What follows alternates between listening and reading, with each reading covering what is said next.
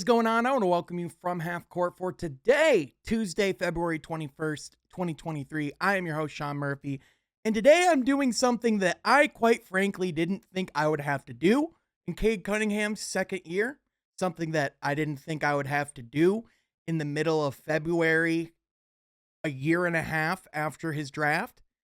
And I'm here to yet again defend Cade Cunningham because a lot of online discourse over the last few weeks about the second year player has just been outright ridiculous.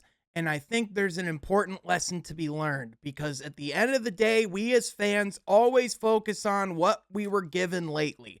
And when you focus on a player who what's been given lately is nothing because he's injured, people are naturally not going to see him in the fondest view. However, if you actually look at what Cade Cunningham's been doing while he's not been on the court, the way he's been approaching his rehab, but also the season that could have been a wash or a loss, what Cade did in the 12 games when he was actually active this season, Cade Cunningham's going to be just fine. And if anything, looks like he has a lot of reasons to believe he can be a star.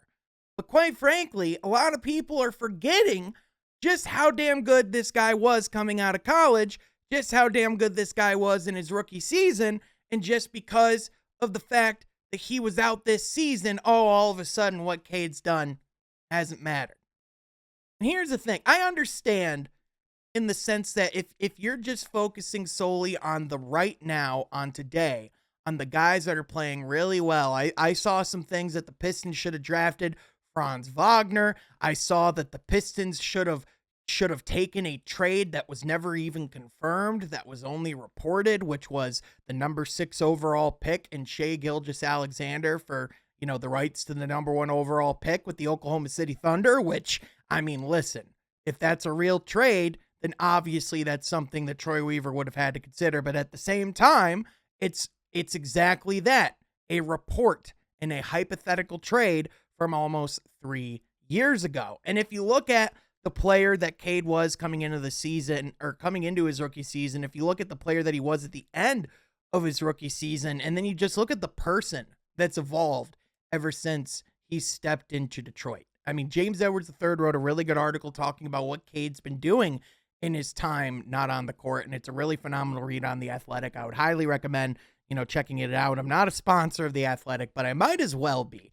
Anyway, essentially, in the article, it talks about what Cade's been doing with the team, how active he's been. And quite frankly, this isn't just something that you have to read this article to notice. If you watch Pistons games on a regular basis, you notice Cade on the bench. But in addition, all the time during timeouts, on the bench, whenever they show him, he's always in conversations with guys like Jalen Duren, Jaden Ivey, with coaches. He always seems really active in the game. And yeah, you have players sometimes who are on the bench who are engaged in the sense that they're just cheering on and yeah, go team. But Cade looks legitimately involved in the process. And that's not just something that he was doing, just because he's injured. This was something that, he was doing from day one. And I was even going back and watching, interviews of Cade from, his rookie season before he joined the team to interviews now and Cade's demeanor and the difference between him, in year 2 is almost like a difference between a player in year 1 and a player in year 5.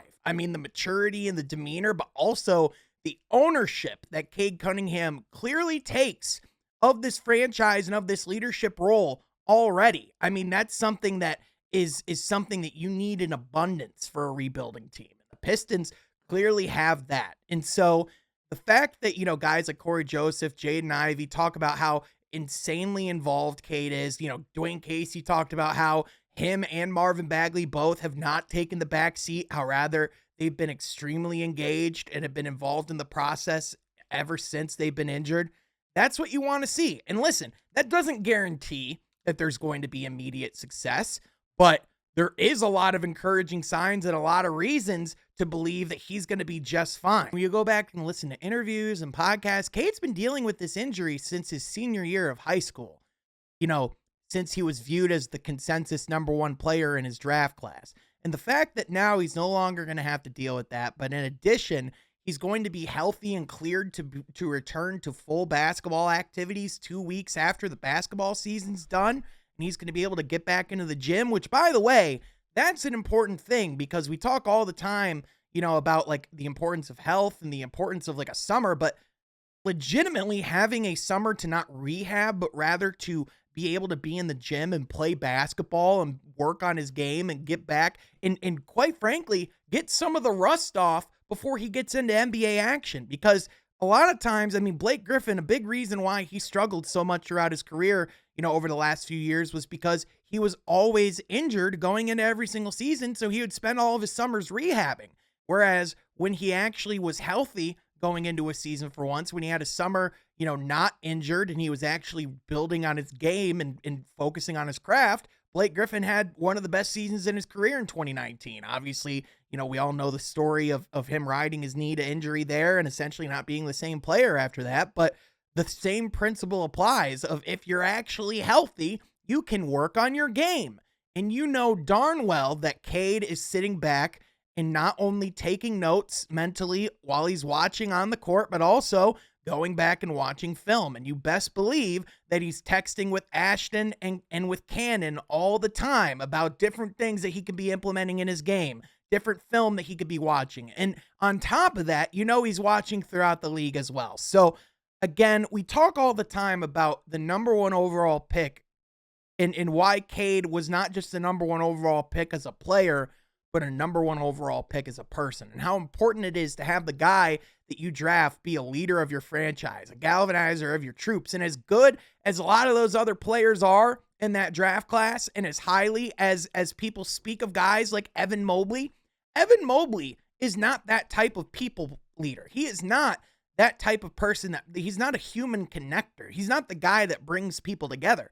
He's the guy that comes in, works his ass off, plays really hard on the defensive end, a guy that teammates look at as a really hardworking individual, but he's more of a leader by example. Cade Cunningham is a leader by example and a leader by his actions and his words as well. Cade Cunningham is one of the best leaders that this young prospect group has.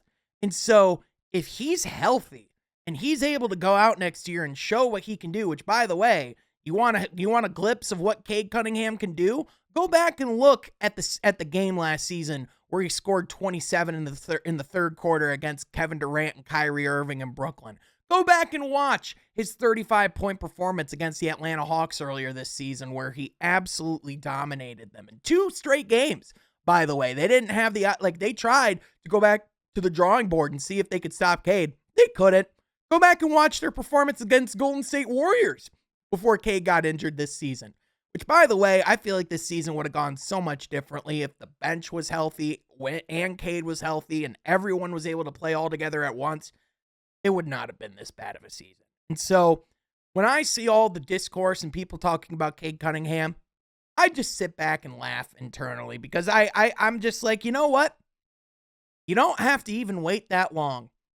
In just 6 short months, Cade Cunningham is going to be getting ready to go to training camp.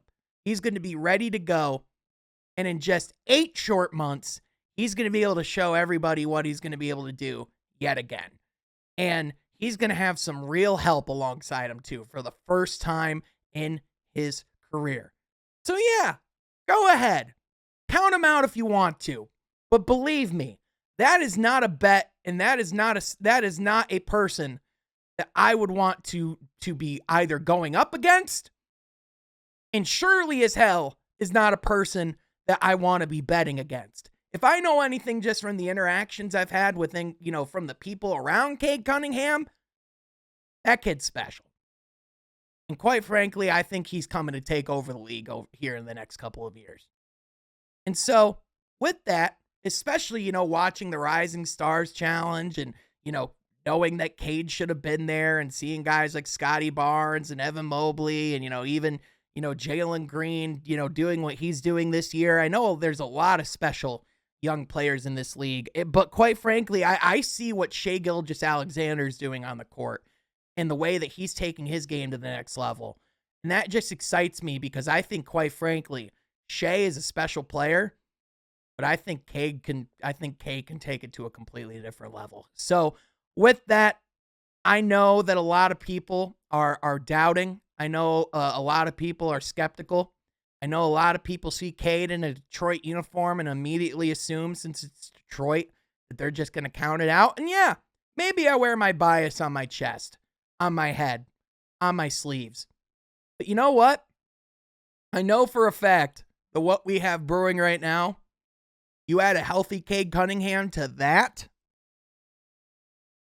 this league is gonna take notice. Believe me. This time next year, let's look back at this video on this date next year. Because believe me, we're going to be talking about how damn good Cade Cunningham is.